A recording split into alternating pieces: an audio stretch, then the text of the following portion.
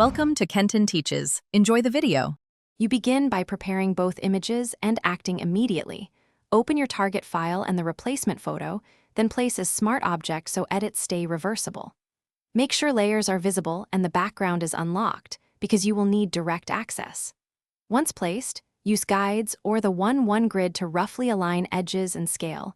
This saves time later. You do this now to establish correct composition and preserve pixels, which prevents quality loss when you transform or retouch. Once the smart object is placed, create a layer mask and block out unwanted areas. You use a soft brush to feather transitions because hard edges betray the swap. Next, free transform, then warp and perspective so the replacement conforms to the scene's plane.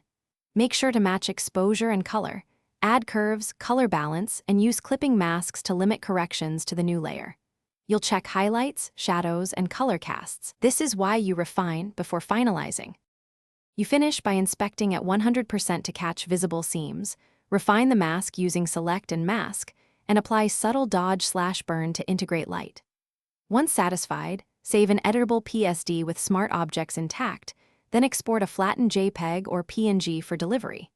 If things go wrong, try match color or sample foreground and background hues, then apply a small curves adjustment.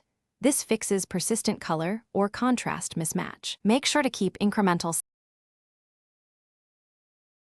Thanks for watching. Please subscribe if this video was helpful.